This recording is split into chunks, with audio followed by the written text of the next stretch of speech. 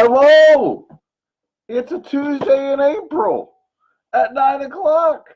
So we all know what that means. It's time to get things started. It's time to light the lights. It's time to get things started. It's time to talk about autism at the most sensational, educational, doctoral, national. It's the one we love. It's Dr. Josh. All right.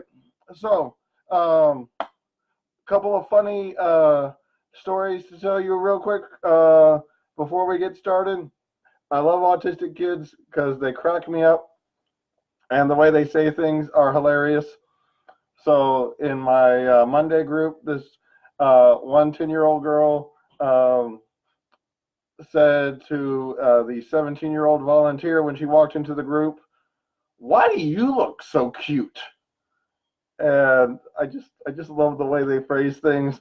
Another young lady who I see for therapy told me today, "Dr. Josh, you look young, and then I looked at your face, and now not so young." Hello, Lori. So autistic people are so great. Now, in the latest Avengers Endgame trailer, the Avengers are asking, why is it going to be different this time when they face Thanos? And Captain Marvel's answer was, because this time you have me. And so when you're dealing with autistic children and you're wondering, why is it going to be different this time? It's because this time you have me. I am the Captain Marvel of autism. And we're going to be talking about a very important issue today. We're going to be talking about taking children with autism into public places. Very, very tough. If you find this video helpful, please donate to the link listed with the website. It is to, I am very humble. Listen, as Bobby Smith says, who is my father, it ain't pride if it's accurate. So if you find this video helpful, make a donation to the link listed in the video for suicide intervention. This video will be posted to YouTube on my YouTube channel tomorrow morning. So when we're talking about taking a child with autism into public places, that can be complicated for a number of reasons. One is they might not want to go. And there are several reasons why they might not want to go. They're just more comfortable in their own home. Many children with autism that I know are homebodies, and they would rather just stay in their house and do house things. And so going out amongst people and noises, unpredictable, very predictable in my own house. Lots of noises in public and strange sounds and weird people. And so they would just prefer staying in their house. Also, they like knowing what's going on. In your house, you can have a lot more control about what happens, what food you have access to, what entertainment you have access to. You can relax, eat. Yes, my father doesn't feel the same way about leaving the house. He would prefer, maybe some of these strategies could be used by my mother to get my father out of the house. And so it's just more relaxing at the house for these kids. So the first thing we have to keep in mind is what behaviors that we're looking at that could be of a concern when we're going out into public. Now, there are the big three of problem behaviors. These are the behaviors that we worry about the most when we're going out in public, and they are physical aggression, self-injury, and property destruction. And they are the big three because they cause us the most problems, and they cause the most problems when we go out into public. because when you go out into public and you have them hurting someone else or them hurting other people, or they damage other property, it just causes more problems. My daughter has broken thousands of dollars worth of merchandise in my own home, but it causes somewhat less disruption because it's in my own home. If she causes damage of property in another environment, then it gets into being more of a thing and more of a disruption. You know, you hurt your brother, you hurt your brother. You hurt somebody else's kid, especially a kid that you don't know. Then parents get all offended when their child gets physically hurt. I mean, what are you gonna do?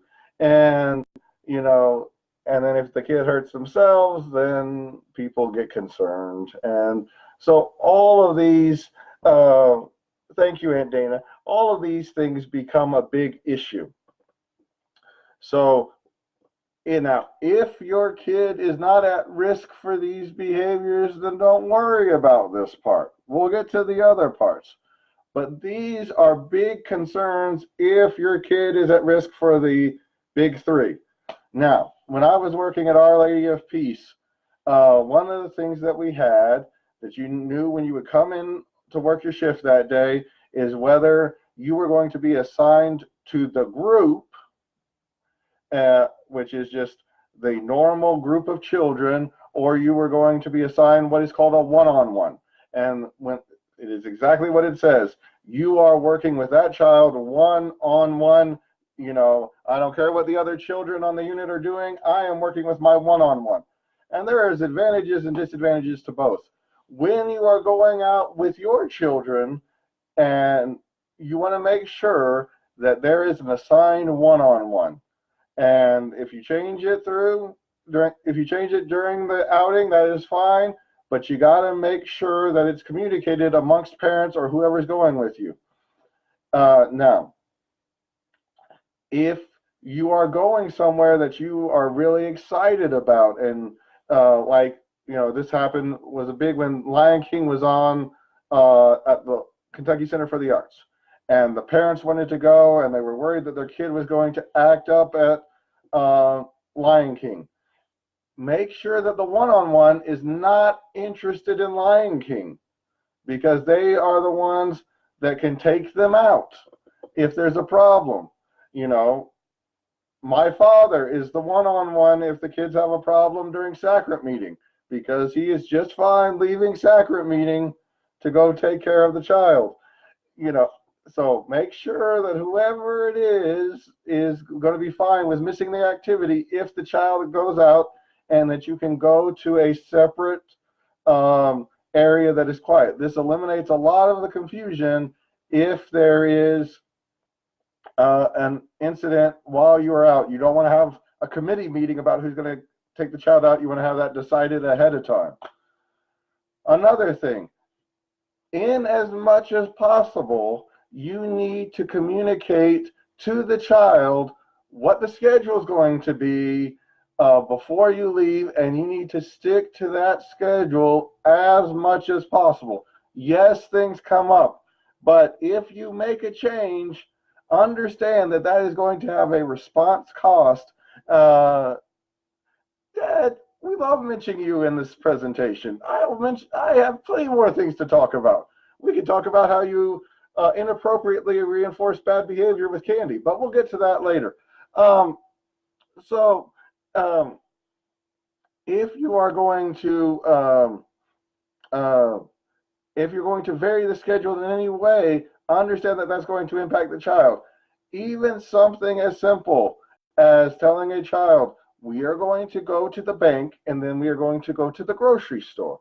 And then, for whatever reason, you say, well, you know what, it'd be better to go to the grocery store first.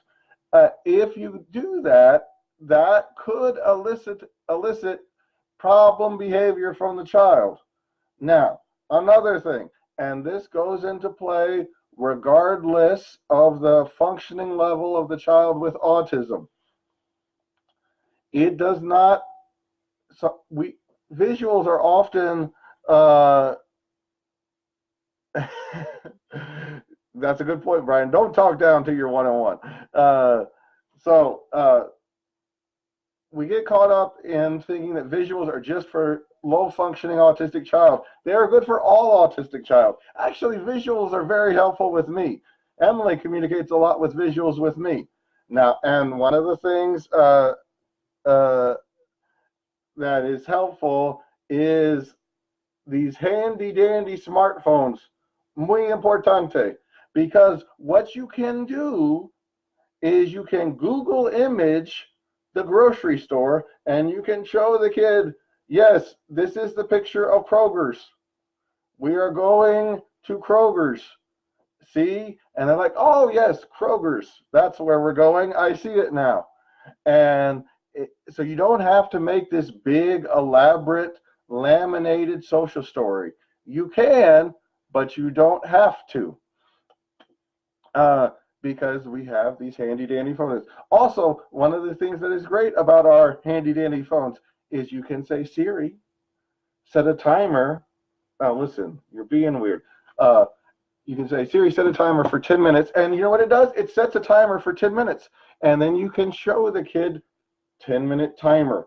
So if you're like, we're going to go to the grocery store, we are just going to get 5 things, and we will be in there for 15 minutes, and you show the timer for 15 minutes, and then inadvertently, maybe in 5-minute increments as you're going along, that can be very helpful. And that's even for high-functioning people, because it is helpful.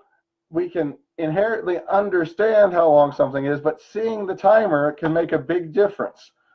All right, now, my wife is one of the most amazing people that I have ever met in my life. She is absolutely amazing. And I'll just give you one brief example of how amazing she is. She took 4 children. Jerry does like to see the list of where he's going, and sometimes even the Google Calendar. So Emily takes 4 children across country when our oldest child is 9 years old, and 2 of those 4 children are autistic. Now, traveling across country in an airplane is very difficult for my daughter for a number of reasons. One, she has to take off her backpack. You don't mess with that girl's backpack. Oh yeah, Jerry does like to see the grocery list. My apologies. And then the other thing when Caitlin gets on an airplane is she has to take off her shoes. And in public, taking off her shoes. She was not born in Kentucky. She does not take off her shoes in public. She's an Indiana girl. She has respect. And so she does not want to do that. But to go through security, she has to take off her backpack and take off her shoes. My brilliant wife made a wonderful social story that she read to Caitlin for 2 weeks about all the steps that went along with how to go through the airport security and what they were going to do and what was involved. And that was her bedtime story for 2 weeks. Then when it came down to the time that they had to go through security, Caitlin takes off her backpack, puts it in the cubby, takes off her shoes, put them in there, and walks through without a tantrum. Never dismiss the power of visuals. They are incredibly helpful. Okay, so now let us think about the individual child that we are dealing with. All children with autism have certain places that they are more inclined to go to and certain places that they are less inclined to go to. My son Jared loves to go to Books A Million. I do not need to come up with a reinforcement plan for him to go to Books A Million. All I need to do is say, let's go to Books A Million, and he goes. Now, there are some places that he doesn't like because of his avoidance of flowers. He does not like going to funerals, and he doesn't like to go to weddings. And I can't say that there won't be flowers and there won't at weddings or funerals. So he has to put up with it. So I am going to set up ahead of time a reinforcement strategy to help him get through that. So I'm going to say, Jared, we are going to go to this funeral, and we will probably be there about an hour. And if you are good at the funeral, at the end, I will buy you a Pokemon book of your choice. Now, you set up what is best for you and your budget, and you set it up ahead of time, because we all remember the golden rule. If you say it, you have to do it. I'll never forget the family where they were working on toilet training their child, and they told him that if he got toilet trained, that they would buy him a $100 Lego set.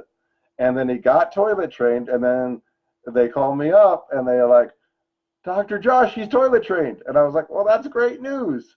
And then they were like, but now he wants his $100 Lego set.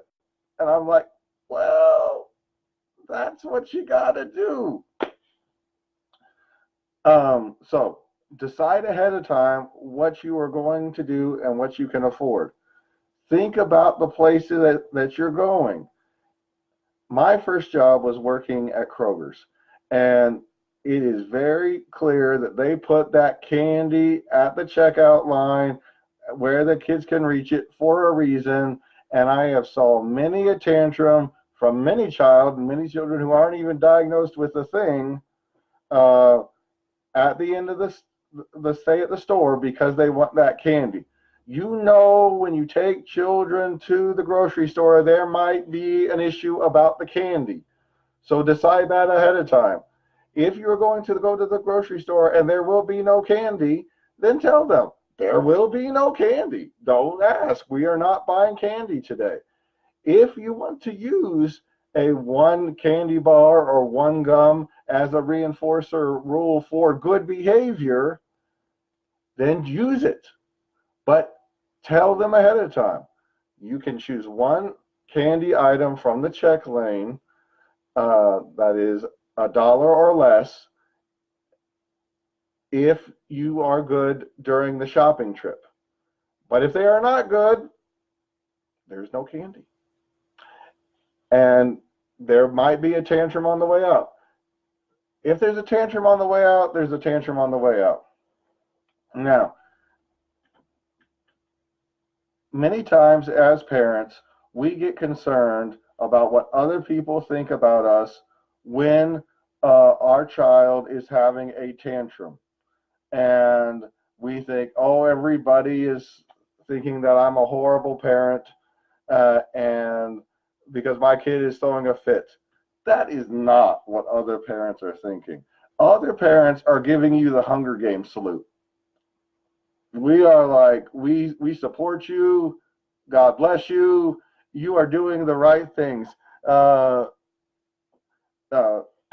that is a good point by Emily Smith once again, how she uses reinforcements of 5 minutes of YouTube time, which because my kids will do anything for YouTube time and it doesn't cost us anything. I know another family that I work with, the kid is severely autistic and he will make some verbal noises while they're out at restaurants. And that leads the mom to being reluctant to take them out to eat. And the thing that you got to keep in mind is autism and developmental disorders are so prevalent nowadays that no one is going to be that bothered when you see an autistic kid make a little bit of noise at a restaurant. And if they do, they're a jerk, and who cares what they think anyway? Take your kid out. Have a good time. And if, you know, there may be some things that you avoid just because, you know what, the kid would not like it. We may not go to Thunder over Louisville because it's too loud, way too many people, too confusing for my daughter, and she would not like it. And that is fine. But if your kid makes a little bit of noise and you go to a restaurant, then most people the vast majority are going to completely understand because they have a nephew or they know somebody from their church who is autistic and they get it and they're just glad to see the kid out. And that has been the vast majority of my experience because I take both mine and other people's children into public all the time. If your child throws a tantrum and you have to take them out of the setting, and then you're doing what you have to do. Now, one of the things that amazes me is sometimes the environments that are the most enjoyable cause you see the biggest amount of behavior disruption. I have more kids having problems at Disney World than I do at the dentist, which and I don't get that. If you took me to Disney World, I would be very well behaved. If you took me to the dentist, I'd be upset. Let's see, my cousin Brian, my boys, get a good hit in there. Yeah, yeah. Your boys do look for positive reinforcers, and you were the same as a kid. You know, when you put on your necklace before you went to play basketball, good necklace, Brian, good necklace, and and praise, it makes a great reinforcer. Now, the reason why some of these happy activities or things that we would assume would be happy activities cause so many problems is because they can be problematic for the autistic child. Autistic child may not like theme parks. Do you know how noisy theme parks are? They are super duper noisy. They are hot. There are lines. Certain theme parks will give you the badges that will let you go to the front of the line. Kentucky Kingdom does that. Disney World does not. So you're going to have a child with autism sit in a line for 3 hours to ride a ride and think they're going to be okay with that? That's not going to happen. And so when you make these decisions about what you're going to do, you have to prepare them for ahead of time about what they're going to do. You got to do a lot of research about what rides might be best and look at what the accommodations policy is at the park if you think your child can handle that. Listen, I am a child psychologist, and I can tell you, you can raise a happy child in this world, happy, healthy, completely normally functioning, and they never go to Disney World. I know I said it out loud, but it's true. I mean, I ain't got nothing wrong with Disney World. But maybe that's not the thing for your kid. Think about what your kid likes. And if you're trying to take the kid to something that the child likes, then make sure it's not just what you liked as a kid, but what your child actually likes. My daughter does not like movie theaters. I love movies. Anybody who knows anything about me knows that I love movies. I would love to take my daughter to the movies all the time. It's not in the cards. Even, I know there's the sensory-friendly movies. That's great. It's not going to happen. She doesn't like them. So why am I going to force her to do something that she doesn't like? All right, now, when we are talking about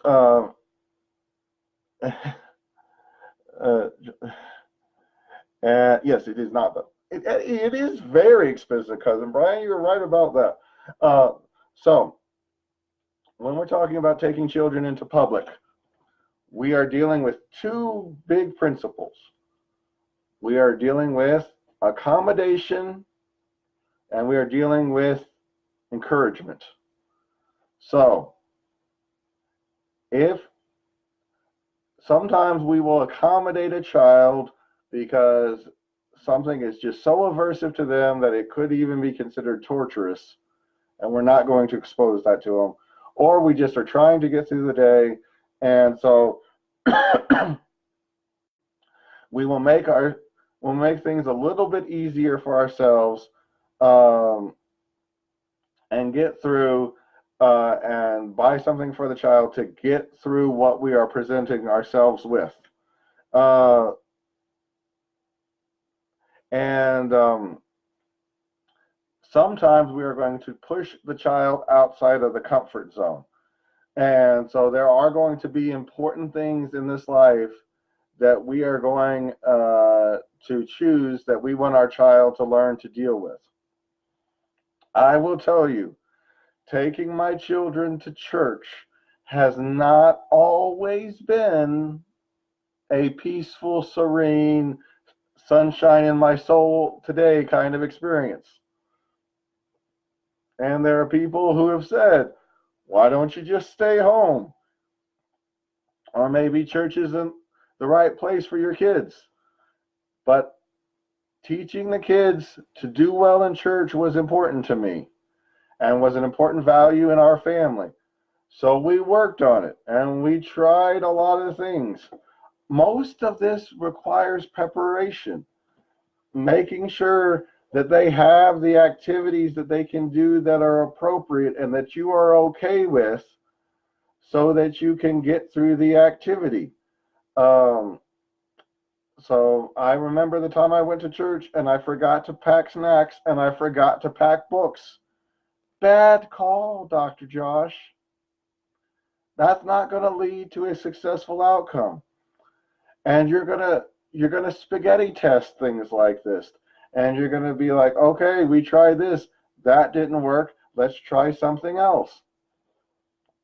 And so this continues to be a thing that we work on and is a goal of our family, that we are all quiet and respectful, because teaching my children to sit an hour quietly through the main portion of church was important. You know, we found that letting Caitlin Cutler and letting her play on her iPad on mute really helped. We found that making sure that Jared had access to snacks and when he's able to sit by me helps. Now, there's other things that we don't do. We don't do Thunder over Louisville. They have not renounced our Indiana citizenship. They still let us be Hoosiers, even though we don't go to Thunder over Louisville. That's an accommodation. You choose the values that are important to your family, and then you work towards those values. All right. One of the last things that I need to talk about related to this issue, if whatever the child is, whatever their functioning level is, you need to provide a way to help them communicate that they need to take a break. Even high-functioning autistic children can really struggle with communicating that they need to take a break in the moment. So find a safe word, could be peaches. If it's a limited verbal child, make sure that they have an electronic device with their communication app so that they can hit the button, take a break, or, just like Caitlin, she just stands up and puts her hand out, and that's how she lets us know that it's break time. And when it's time for a kid to take a break, you need to respect the fact that they might need to take a break. We all got to take breaks sometimes, and there is a big difference between throwing a tantrum and communicating that you need a break. I am much more patient with somebody who communicates that they need to take a break than somebody who is just throwing a tantrum. I'm not that patient with people throwing a tantrum. I will ignore you early and often. All right, I have 2 questions from Heather Payne, and I will answer those questions. Heather Payne's a good friend of ours. If anybody else has any questions, feel free to type those in while I'm answering Heather's question, because we'll be winding down here. I know you all have to get to your evening. Um, and if you have questions after this is over, feel free to message me, and I'll answer it in the next Tuesday's podcast. Okay. So number 1, better parenting strategy. Explain your child's condition or special needs to those around them. Teacher, church leaders, neighbors, so they can be more patient, understanding, and informed. Okay, first thing, talking to your child about their condition is a very personal thing to do. Now, I have families that I work with that do not like it if me using the word autism. And, I feel differently about this subject. It's a word. It's, it's like Lord Voldemort. Autism is a word. That's their diagnosis. There's nothing bad about it. The creator of Pokemon's autistic, and he has billions of dollars, so he's okay. But some people don't like it. Regardless of the functioning level of the child, in a way that they can understand, I try to communicate to them that they are a person, and every person has strengths and weaknesses. I have strengths. I have weaknesses.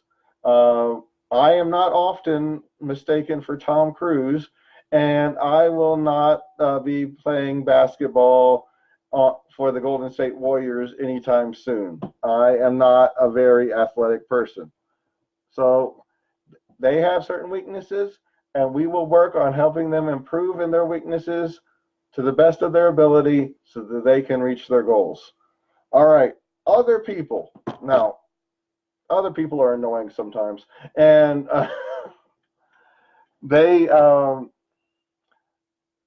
so we have to look at the person that you're trying to communicate with. We have to look at what we want to help them understand and analyze the nature of the relationship. I want to make sure that my parents are completely on board with their understanding of what autism is and what it isn't.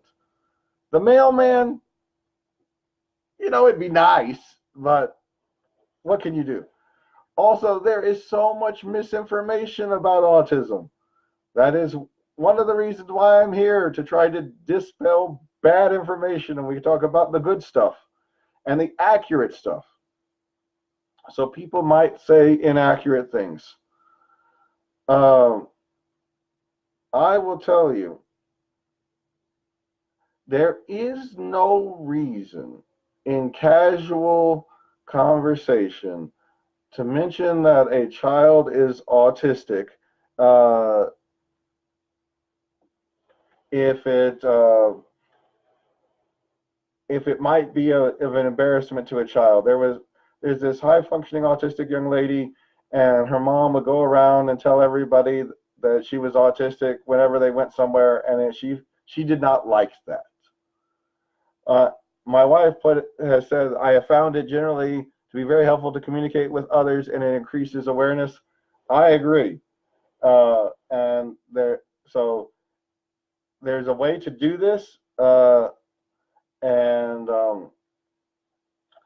So when we're talking about one of the harder experiences, like taking children to holiday functions, and we may have a relative who is not around autistic children quite that frequently, it is important that you talk to the relative ahead of time and say, I love you, we want to come, we want this to be good experiences. So these are some things that are tough for my child due to their disorder. And these are some things that you can do to help. These are things that we might do if they get upset. It is not in any way, shape, or form trying to hurt your feelings in any way. We're just trying to meet the needs of the child. And I think those conversations are best had before the big occurrence, the big holiday function. There may be some people who disagree with you about things. And there are some people who have different thoughts about treatment and intervention and what interventions they think are the most effective. Now, when it comes to determining what treatments are most effective, that is a conversation that takes place in a certain committee, and that committee is the child's parents and the relatives that they choose to join that committee with them, the child, as much as they're able to participate, their physician, and the and hopefully psychologists and other medical providers that they would like to join that committee. Um, it does not have to be Aunt Sally. It can be. You can invite her to the committee, but it does not have to be her. Um, because of this committee, the final decision will be made by the caregivers of the child. And they will get input. Even when I work with families and I am the treating psychologist, all I really do is give recommendations to the families, and the caregivers choose whether or not to follow up on that recommendation. So they may, family members or other people in the community may or may not agree with you, and that is fine. I had a person in the community once tell me, Josh, do you ever feel bad that your children have autism because you gave them too much milk? And, I can smile with the best of them, but milk consumption did not give them autism. Okay, let's see. Emily Smith, I know some verbally, I'm going to say strong. She wrote sprong, but I love you with autism who've asked parents to consider if they would be embarrassed if what they are sharing about their child was shared about them. Fair. That's a good point. I have a very intelligent wife. We have to be. They Even these children with autism have a right to privacy about their information. Okay. The second question that Heather had: explain the word to your child and continue to focus on molding behavior towards the norm so that others don't need to be made aware, etc. Okay. So we get to, in the addressing of behaviors, we start off in trying to reduce negative behaviors. And so anything that is aggressive, dishonest, socially inappropriate, we want those reduced to typical child age appropriate level responding, because they're still going to be kids. And then we work on boosting up. I knew you meant strong. Then we work on boosting up pro-social behavior. One of the reasons why I have my kids go to a social skills group, and I think social skills groups are awesome. Please visit Dr. J.Smith and at Caitlin's Place and GroupWorks for social skills groups. They're great because it gives you a chance to interact with peers and increase pro-social behaviors so that they can learn about making friends. Some of the kids I work with don't even know how to play. I have to teach them how to play, how to share, how to have a conversation with someone. And then we work on reducing stereotypical behaviors. So these are the idiosyncratic behaviors that are common amongst children with autism. We aren't going to work on those until the negative behaviors are down, the pro-social behaviors are up, and then maybe we'll take a look at flapping. Or maybe we'll take a look at finger movements or head tilts or whatever we decide that we're going to take a look at. The most important thing that we're going to look at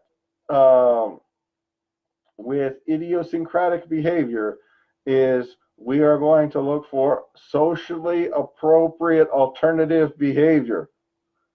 which sounds really nice, but what is something other than flapping that I can do that won't be so noticeable? There is a psychologist in Louisville who is a licensed psychologist who has autism. And she used to like to flap. And then one of the things that she found is just folding. So I got right here. There we go. Folding the fabric with her fingers of her pantsuit or whatever she's wearing was an appropriate alternative to flapping and much less noticeable. There are a number of fidgets and other things that individuals can use, or cognitive strategies, thinking about things or what they notice, focusing on points on the wall or paintings, instead of showing their idiosyncratic behavior. And so they are a thing to work on. They are like the fine touch of what we were working on when we're helping children with autism reach their goals. One of the exciting things that has happened is Florida recently had their first openly autistic attorney, and she has written this really good book about how she deals with autism. And she used to head tilt, so she'd get nervous and she'd tilt her head, and so she just had the image of a tall tree, and whenever she got nervous, tall tree instead of head tilt. And these are things that help make that final touch of reducing idiosyncratic behaviors. Now, there are some people who are fine with idiosyncratic behaviors, and they don't cause the disruption that negative behaviors do, or the lack of pro-social behaviors. That's why we work on them last. And it is all up to the values of the individual and the individual's family about where they want to focus their efforts. All right. I hope you all found this helpful today. I sure do love Autism Awareness Month. I find it to be extremely helpful in talking about this critical issue that that children have to deal with all the time. My wife said, "Flap away, my child." And I will tell you, my son Jared, he's an excited flapper, and so when he gets excited, he'll flap a lot. And I will tell you, in Captain America: Civil War, when Ant-Man turns into Giant Man, that's the happiest that boy's ever been in his life. He thought that was the coolest thing in the world. I predict there will be a lot of flapping during Avengers Endgame. So if you have found this video helpful, please donate to suicide intervention, which is an important cause for our family. If you have any questions, feel free to message me between now and next week. Next week's group, I'm gonna have to do some research on. I have some thoughts, but I want to make sure I'm all prepared for next week. This next week's webinar is at the special request of a friend of mine, Dr. Zachary Theineman from GroupWorks. He wants to know about autism portrayals in the media. And I do like to consume media. And I have a lot of thoughts. And I'm going to do research so that I am even more properly prepared to discuss this with you. If you have other questions on any other topic between now and next week, if you send me your questions, I will answer them at some point during the webinar. It just doesn't have to be about what we're talking about, but I want you all to know ahead of time what we're talking about. I hope you all have a lovely evening, and make sure that you hug your cute kids, and I will talk to you later.